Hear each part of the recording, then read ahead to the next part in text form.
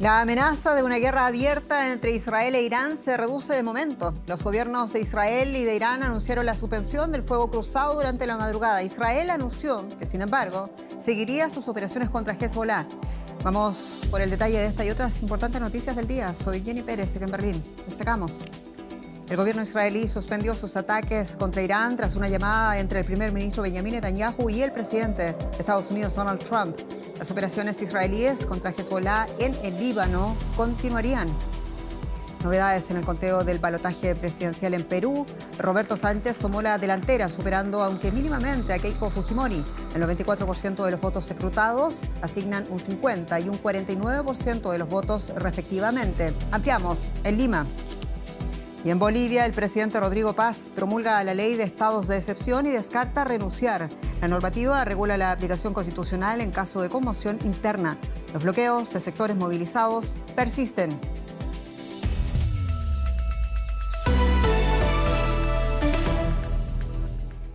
El ejército iraní afirmó que cesará los ataques contra Israel, aunque advirtió que podría reanudarlos si Israel ataca el Líbano o territorio iraní.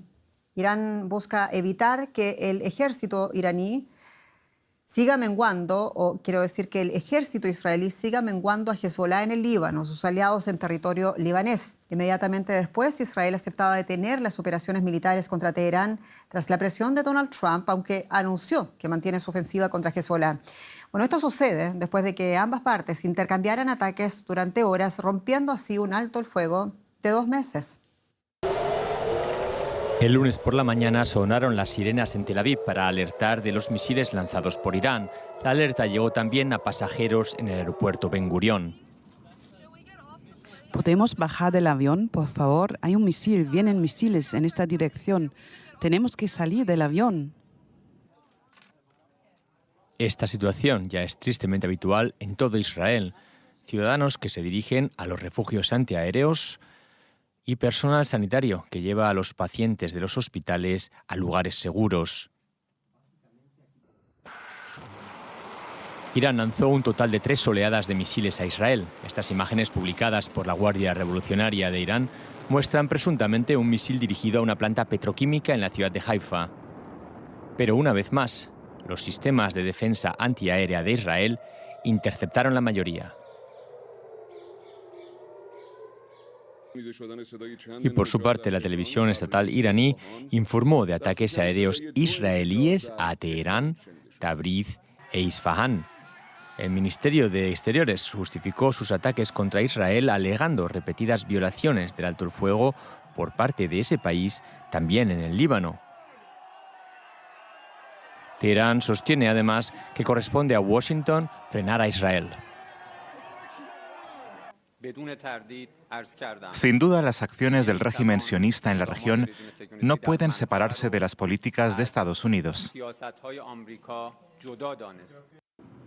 El presidente Donald Trump quiere que se mantenga el alto el fuego para no socavar las negociaciones de Estados Unidos con Irán sobre el fin de conflicto. En su propia red social, Truth Social, exigió a ambas partes que dejen de dispararse. Y los líderes europeos le secundan. Tiene que haber una solución diplomática y tanto Estados Unidos como Irán deben sentarse a la mesa y llegar a un acuerdo. Por supuesto, tras el alto el fuego podemos ayudar escoltando los barcos, como lo discutiremos hoy, pero lo primero es el alto el fuego. Por ahora, ambas partes dicen que han suspendido nuevos ataques, pero las consecuencias de este conflicto, como el alto precio del combustible, la escasez de alimentos y las interrupciones en el comercio mundial, o como este terreno carcilado a las afueras de Damasco, capital de Siria, por el impacto de un misil perdido, tienen el mundo en vilo. Y mucho que comentar, por eso conectamos con Maya Siminovich, periodista de DW, con más detalles después de una larguísima noche en Tel Aviv. Maya, el gobierno israelí suspendió los ataques contra territorio iraní a pedido de Trump, pero seguirá sus operaciones contra Hezbollah en territorio libanés. ¿Qué más se sabe de las decisiones del gobierno? Hola Jenny, sí, de hecho ha continuado atacando Israel en diferentes puntos del Líbano hoy, de manera menos contundente tal vez que otros días, pero ha continuado y también ha habido drones e infiltraciones en el norte de Israel, de manera que ha continuado, no tan duro como otros días, pero además es que explícitamente el gobierno israelí ha dicho que si el norte de Israel es atacado por Hezbollah, va a seguir atacando y esta vez va a atacar Beirut. Mientras tanto, Irán está diciendo ha puesto reglas del juego diferentes, amenazando a Israel que si ataca cualquier lugar del Líbano, también el sur del Líbano, Irán atacará a Israel. De manera que estamos en una situación de impasse, muy tranquilo hoy, muy tranquilo la verdad, pero esperando a ver qué puede pasar. ¿Y a todo esto hasta qué punto, Maya, sigue el primer ministro Netanyahu coordinando sus decisiones militares con el presidente Trump? Que se cree que realmente no es tanto la coordinación física, salvo para acciones de gran envergadura y si Israel necesita militarmente a Estados Unidos, pero para, por ejemplo, atacar de manera contundente a Irán no necesita a Estados Unidos militarmente, pero sí estratégicamente.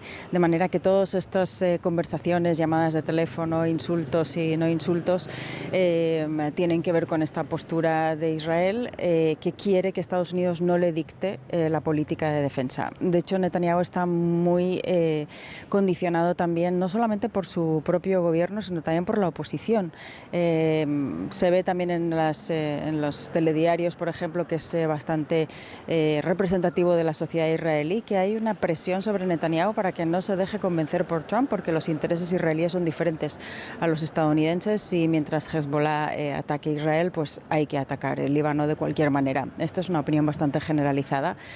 De manera que probablemente la decisión que tome Netanyahu sea la que él desee militarmente, tratando de no arruinar del todo su relación con Trump. Maya Sivinovich, muchas gracias. En Tel Aviv.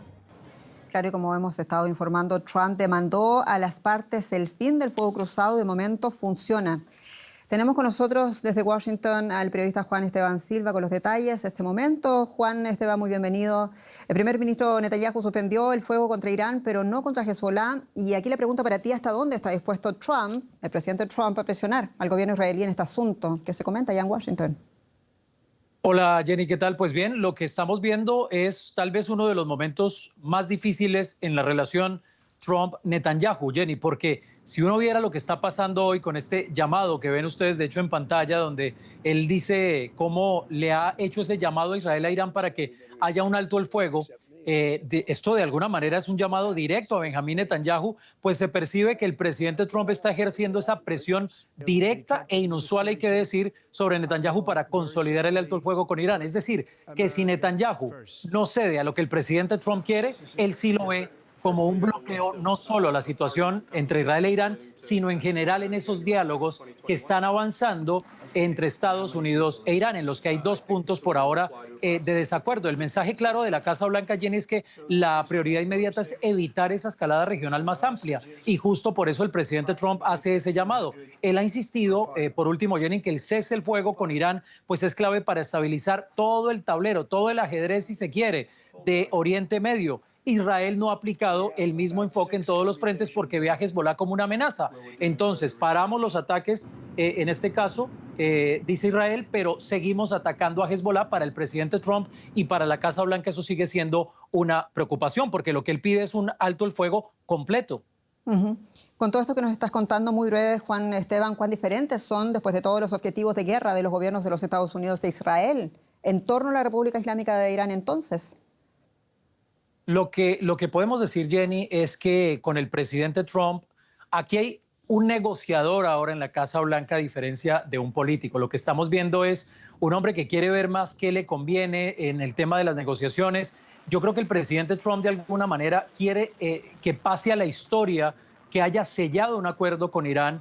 Si eso implica incluso sacrificar la relación que tiene con el primer ministro Benjamín Netanyahu, hace pocos días Jenny le decía "You're fucking crazy", fue la frase que, imagínense ustedes, llegó a decirle a Benjamín Netanyahu. O sea, el presidente Trump, de ser necesario, está dispuesto a que Israel no solo cese sus ataques contra Irán, sino también contra lo que es Hezbollah, porque al final el presidente Trump está quedando de alguna manera en el mapa internacional como quien retrocede decisiones, luego anuncia que están cerca de cesar el fuego, que se abre el estrecho de Hormuz, que no se abre y pareciera cada vez más en el opinario internacional, en la opinión pública, como si estuviera perdiendo esa batalla. Así que lo que estamos viendo, a diferencia de otras administraciones, es que es un hombre de negocios que quiere quedar muy bien con Oriente Medio. Juan Esteban Silva, muchas gracias. En Washington. A ti, Jenny, gracias. Y las guerras y sus vaivenes también tienen consecuencias profundas económicas, y de aquello vamos a hablar con mi colega Rosa Casals. Bienvenida. ¿Qué tal, Jenny? Pues así es. Los precios del petróleo cerraron al alza el lunes ante la incertidumbre en Oriente Medio, aunque el anuncio de la suspensión de hostilidades entre Irán e Israel frenó un aumento mayor. El barril de Brent subió a unos $94 después de haberse disparado hasta los 98 al inicio de la jornada.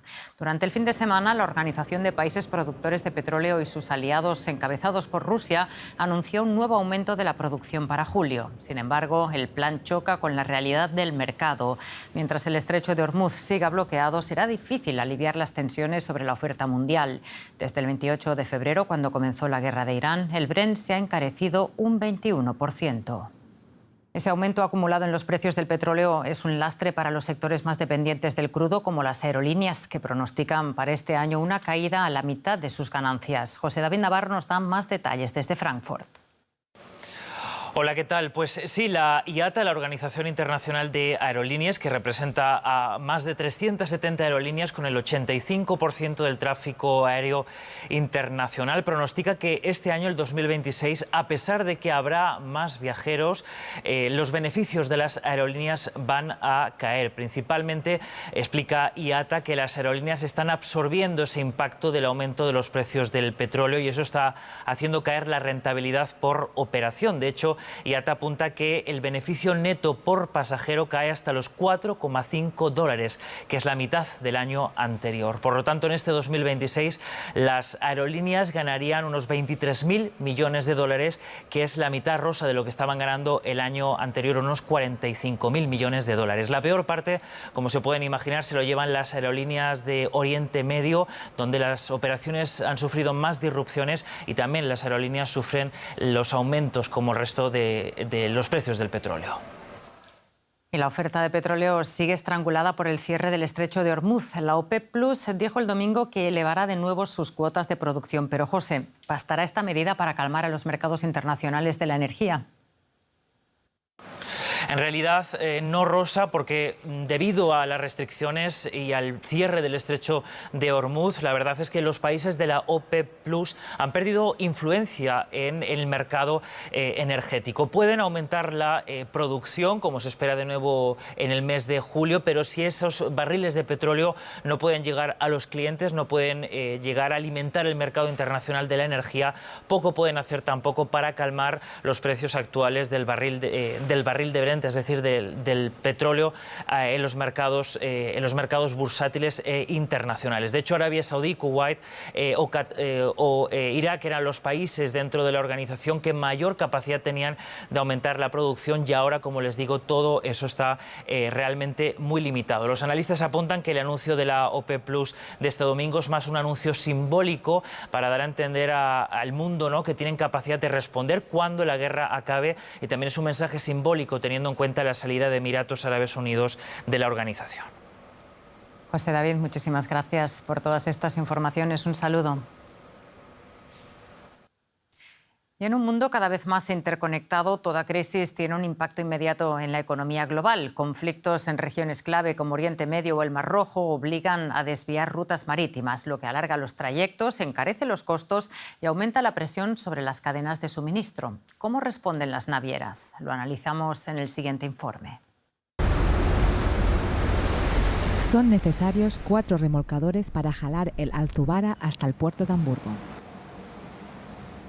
Este portacontenedores mide 400 metros de largo, 60 de ancho y transporta 200.000 toneladas de carga.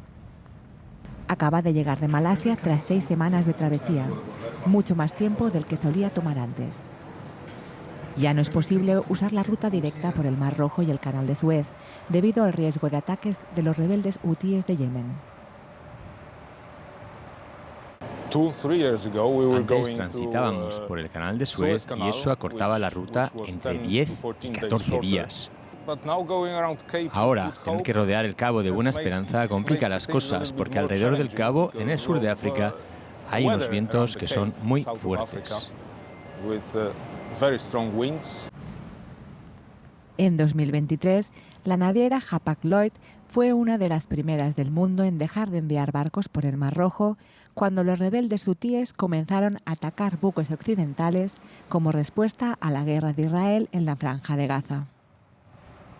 Y este conflicto no es el único que preocupa al capitán y a la empresa, ni el único que amenaza las cadenas de suministro internacionales. Debido a la guerra de Irán, ahora también el estrecho de Hormuz está bloqueado. Otro cuello de botella para el comercio global. Constantemente tenemos que monitorear, revisar y reajustar nuestras rutas, nuestra red, nuestras capacidades, nuestros barcos. Así tratamos de adaptarnos a estas situaciones. Para mantener la red en funcionamiento necesitamos más barcos, más contenedores y más combustible. En el centro de operaciones de Hapag-Lloyd, el personal vigila las 24 horas del día la flota de más de 300 buques de la compañía en todo el mundo. Maximilian Rotkopf dirige las operaciones de la empresa. Considera que la magnitud de los conflictos y los riesgos es un fenómeno nuevo.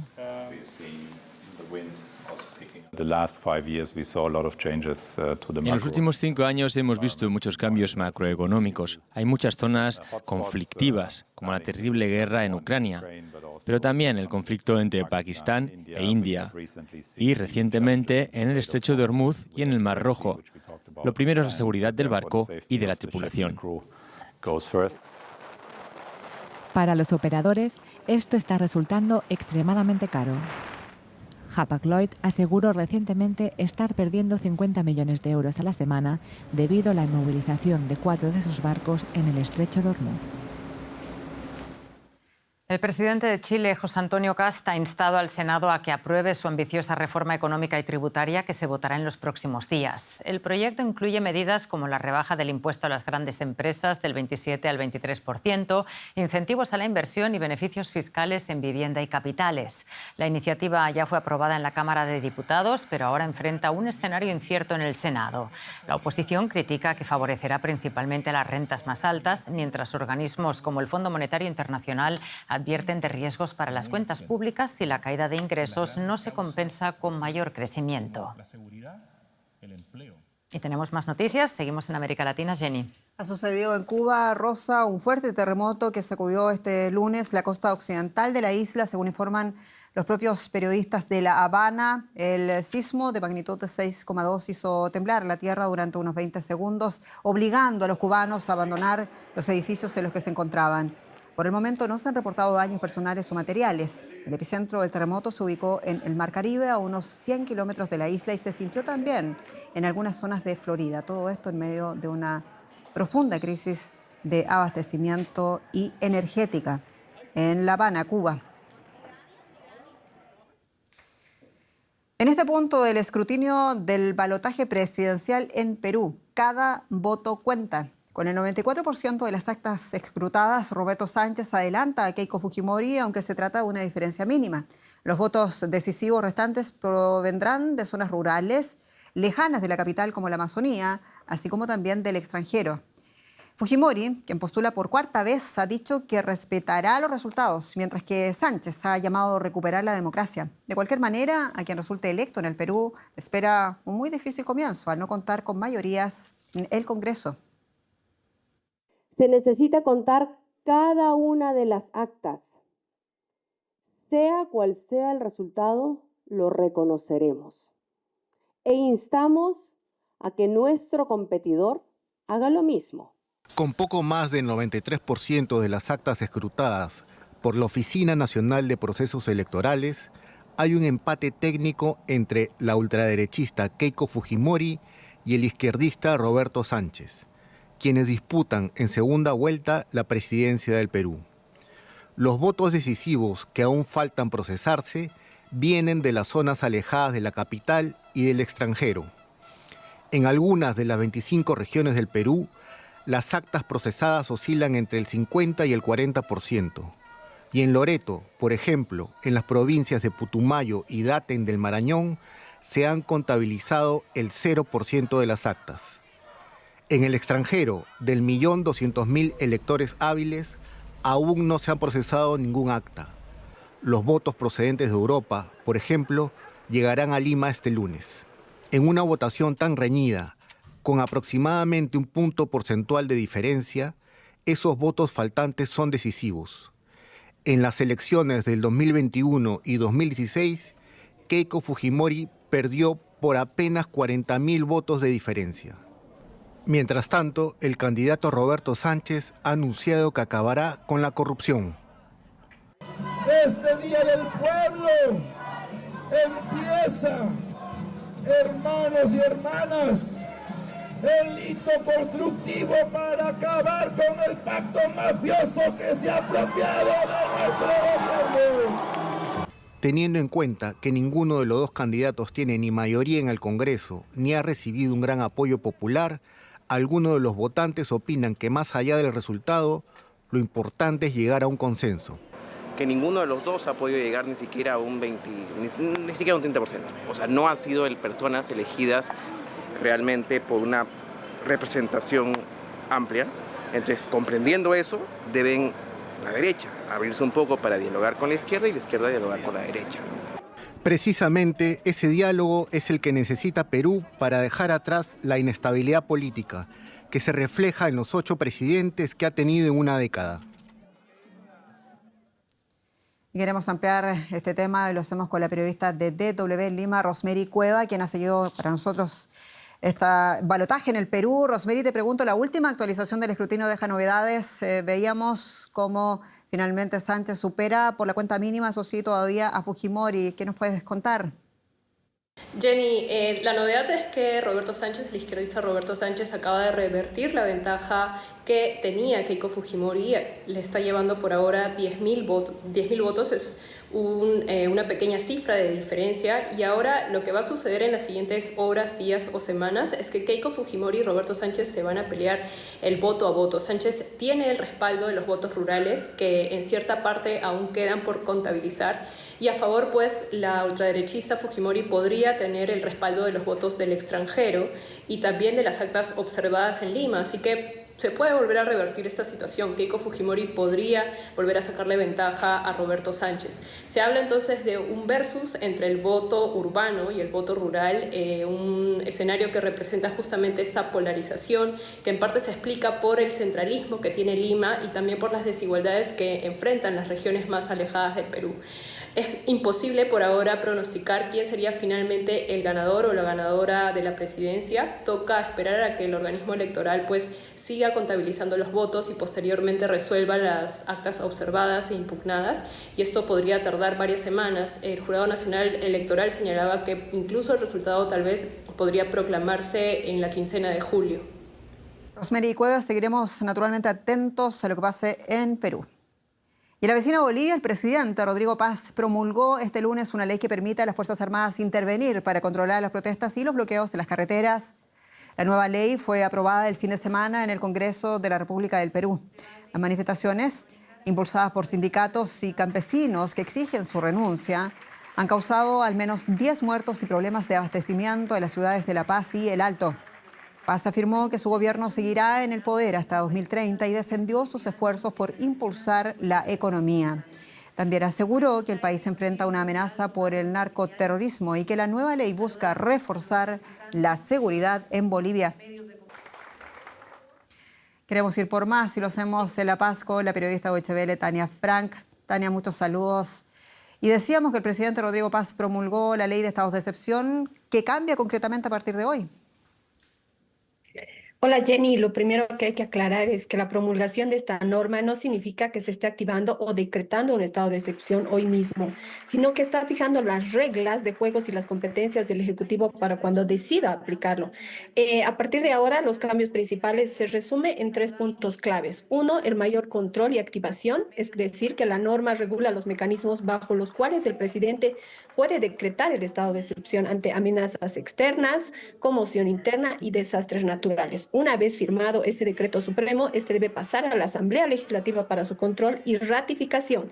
En un plazo de máximo de 72 horas, la Asamblea Legislativa le otorga si va o no va a este decreto. Otro de los puntos claves es la intervención militar, que el cambio operativo más importante es que la ley autoriza de manera explícita el empleo de las Fuerzas Armadas en tareas de orden público una vez que se determine que la policía ha sido rebasada por los movilizados. El otro es los plazos estrictos, que tiene que ver con la duración máxima de la norma en 90 días quedando suspendida una vez cumplida los 90 días. Durante su discurso de presentación, el presidente Paz fue tajante y lanzó una dura advertencia a los movilizados radicalizados y les ha dicho que sus días están contados. Asimismo, anunció de manera complementaria que hay medidas económicas que se están aprobando en beneficio del transporte, que también está bloqueando las calles en la ciudad de La Paz debido a la falta de combustible. Se nos va el tiempo. Tania, muy breve, por favor. El presidente Paz descartó renunciar, recordemos que su dimisión con apenas 6 meses de gobierno es la principal exigencia de los sectores movilizados. Sí, al cumplir apenas 7 meses del mandato de Rodrigo Paz, la exigencia de renuncia por parte de los sectores movilizados era la bandera principal de las protestas.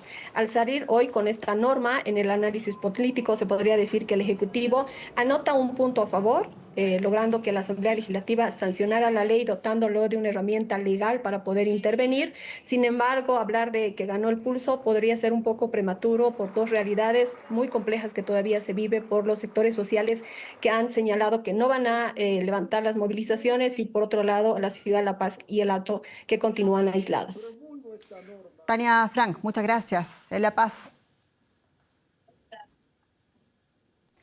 Y finalizamos con algo muy distinto, porque a pocos días para que dé inicio el Mundial de Fútbol, Alemania se prepara, como no, para disfrutar de cada uno de sus partidos del mayor evento deportivo del mundo. Este alemán que vamos a ver, este señor alemán de 70 años, tiene todo el ánimo porque lleva días decorando la calle en la que vive en la ciudad de Essen, en el oeste del país, con cientos de banderas y también otros objetos en los colores de la bandera alemana. Además de fotografías de antiguas selecciones alemanas, la decoración incluye las banderas de las otras naciones que también participan en esta Copa del Mundo. Alemania espera llevarse a casa por 5ª vez el tan ansiado trofeo. Vamos a ver si no se lleva una decepción. Soy Jenny Pérez, ha sido un gusto acompañarlo en las noticias. Muchas gracias por su atención y hasta pronto.